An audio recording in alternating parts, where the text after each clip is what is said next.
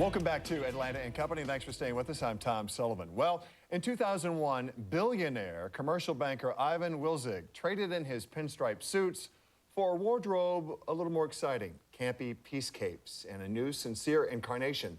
As a recording artist, philanthropist, and part-time superhero, I'd like to introduce you to Sir Ivan. Sir Ivan joins us now. How are you, man?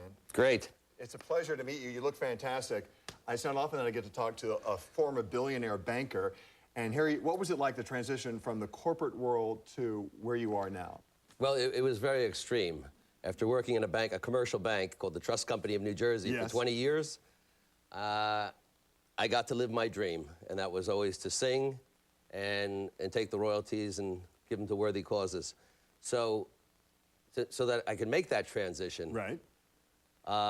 Both my outfit, my persona, everything about me had to change radically. Yeah, it definitely did, because you couldn't wear this on Wall Street, you know? No, I couldn't wear this to the bank. I wore pinstripe suits, necktie, briefcase, and I had to let the world know that the banker was the past and Sir Ivan, the recording artist, was the future. So everything became an artistic endeavor and a creative endeavor. It's got to feel great, though. You're living your dream now. You're doing something you've always wanted to do, and as a successful kind of like, you really had a big string of hits in the dance clubs. Tell me about that part of your life when you were, I know you're transitioning from the dance clubs onto the commercial music scene, but your dance music sounds great. Yeah, thank you very much. What happened was the first song that launched my career globally was a remake of John Lennon's Imagine. Wow, it's a pretty big song to pick. Yeah, and that was signed by Tommy Boy and sent out all over the world and made the Billboard charts first time out. And that led to a succession of other dance hits on other labels. One was on Jelly Bean's label, San Francisco, the man that wrote and produced Madonna's first 3 albums. And then my last single was on Artemis, and Daniel Glass had run that label, had run major labels. So I built up the fan base and the music career in the dance music community, and now I want to cross over mainstream with this new rocktronica sound that I've developed with my producer, Ford. Right, so I went to your MySpace page yesterday and heard some of your new released material, which is going to be on your upcoming album. Tell us about that. Well, that album is called I Am Peace Man. Okay.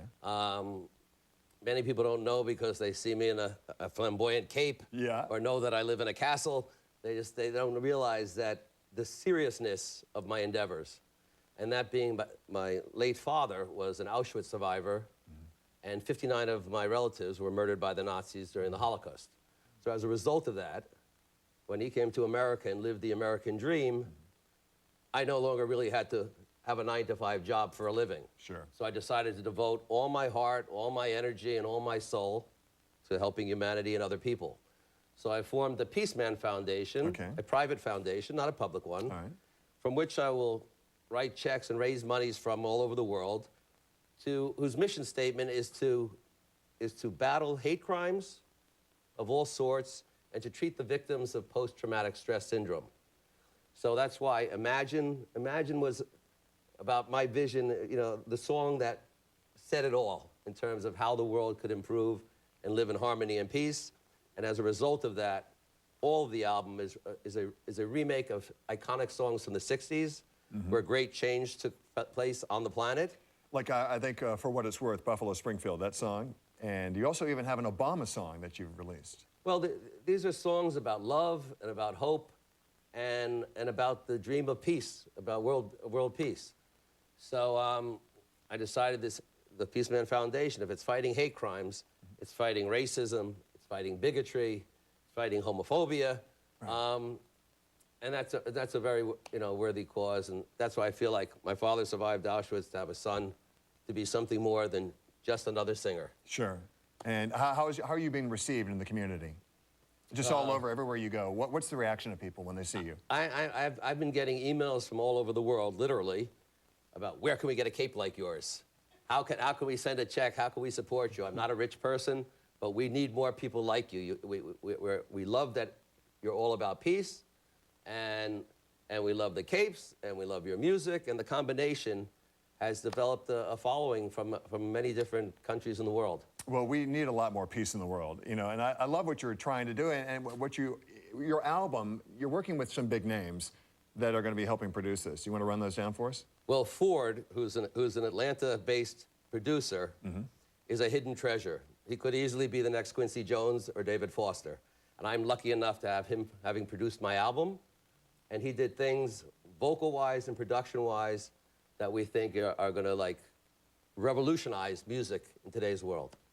So there's some pretty big comparisons there, you know, to David Foster and, you know, Quincy Jones. Well, in addition to having the majority of the songs being reinventions of these 60s classic songs that were everybody's favorites during the hippie time and during the 60s and during Woodstock, we do have an original song on it called Peace on Earth.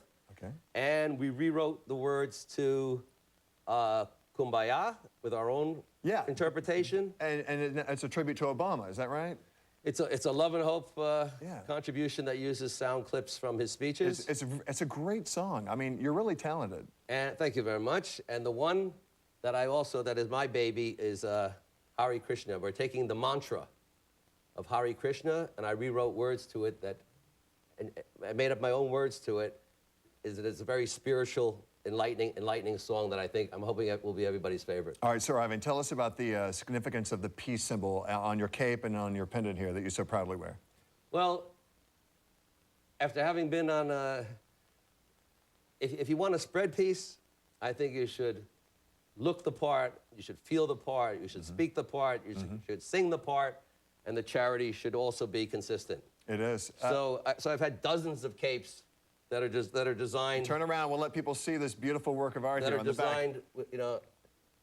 There it is. And they've become my signature. Keep turning. There you go. They've become my trademark. Perfect. There you go. Stay right there. When I perform, I have different color lasers shooting off the back, which gives a tremendous lighting effect to everyone that's dancing. Well, you're a unique individual, and I'm so glad that I got to talk to you about your foundation. I think it's a great cause, what you're doing, that you're channeling all your money and your energy into helping bring peace. And we're glad that you took time to stop by us. I feel a little more peaceful just talking to you today. Well, the one thing I want people to know is that the bling in the front is about drawing attention to the peace sign. That's good. Not to the bling. Well, Sir Ivan, a pleasure. And we're going to go check out your music online. If you want to listen to some of Sir Ivan's dance hits and learn more about the Peace Man Foundation, visit SirIvanMusic.com. And you can also link to his MySpace page from that website as well.